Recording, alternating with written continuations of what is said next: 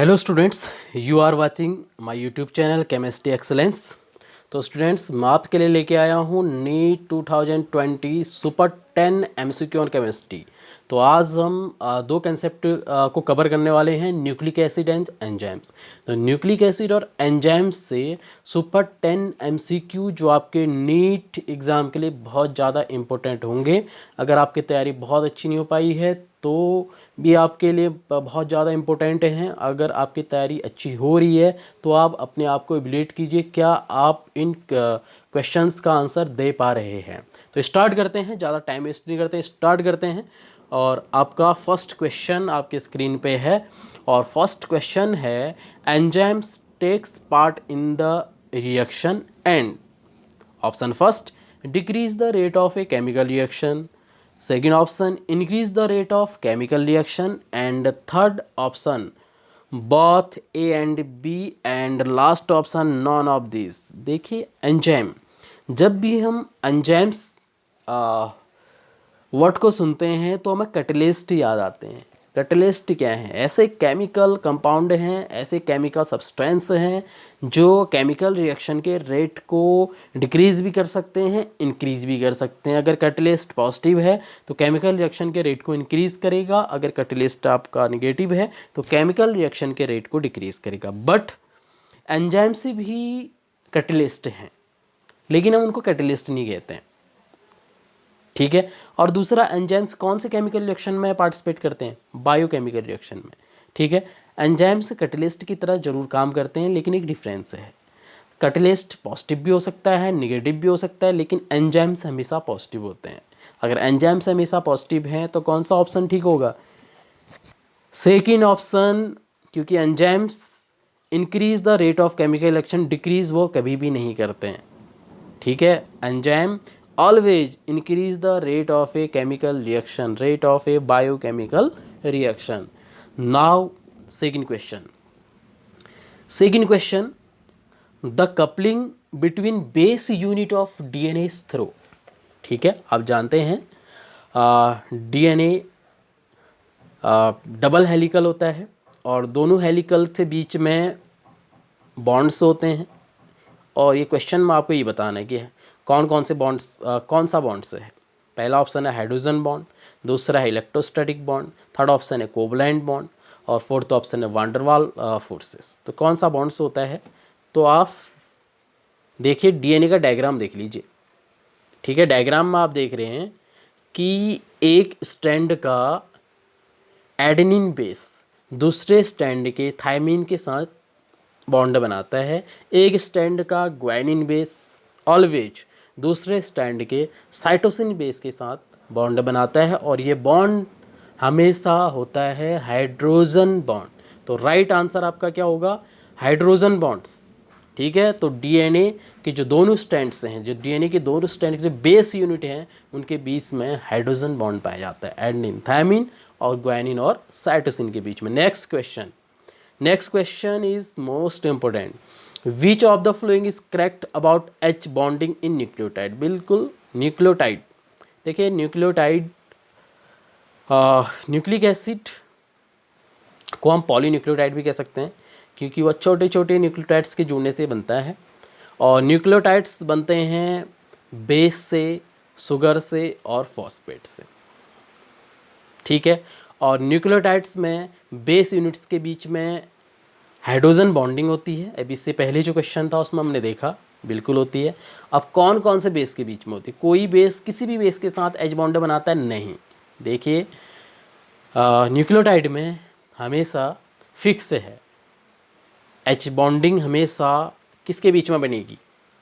Adenine के बीच में और एडनिन थायमिन के बीच में और ग्वानिन साइटोसिन के बीच में, ठीक है। पहला ऑप्शन क्या है? एडनिन थायमिन रॉन्ग है। दूसरा option guanine thymine adenine cytosine wrong है। एडनिन ग्वानिन थायमिन साइटोसिन ये भी रॉन्ग है। तो फोर्थ ऑप्शन बिल्कुल सही है, क्योंकि एच बॉन्ड हमेशा बनता है एडनिन और थायमिन के बीच में, ग्वानिन और साइटोसिन के बीच में, ठीक है। तो हमेशा याद रखिएगा, स्क्रीनशॉट ले लीजिए। Next question, fourth question, the correct statement regarding RNA and DNA respectively is, first option, the sugar component in RNA is arabinose and the sugar component in DNA is 2-deoxyribose. Wrong है क्योंकि arabinose nucleic acid में सुनने को मिला ही नहीं आज तक। दूसरा ऑप्शन है the sugar component in RNA is ribose and the sugar component is DNA is 2-deoxyribose। बिल्कुल राइट है, क्योंकि आरएनए में कौन सा शुगर होता है, राइबोज, और डीएनए में कौन सा शुगर होता है, डीऑक्सीराइबोज। तो दूसरा ऑप्शन हमारा बिल्कुल सही है, स्क्रीनशॉट ले लीजिए। Next question, question number 5, during the process of digestion the protein present in food materials are hydrolysed to amino acid, the 2 enzymes involved in the process. ठीक है, जो डाइजेशन की प्रोसेस है उसमें प्रोटीन जो है हाइड्रोलाइज्ड हो जाता है अमीनो एसिड में, तो उस प्रोसेस में 2 एंजाइम्स इन्वॉल्व होते हैं। वो कौन से एंजाइम हैं, तो एंजाइम है पेप्सिन एंड ट्रिप्सिन। तो हमेशा याद रखिएगा, तो कौन कौन से एंजाइम हैं, पेप्सिन एंड ट्रिप्सिन। ठीक है, okay students. Next question is a nucleotide consist of, ठीक है, nucleotide consist of A sugar, A base, A phosphate. Second option A sugar, A phosphate. Third option paired base.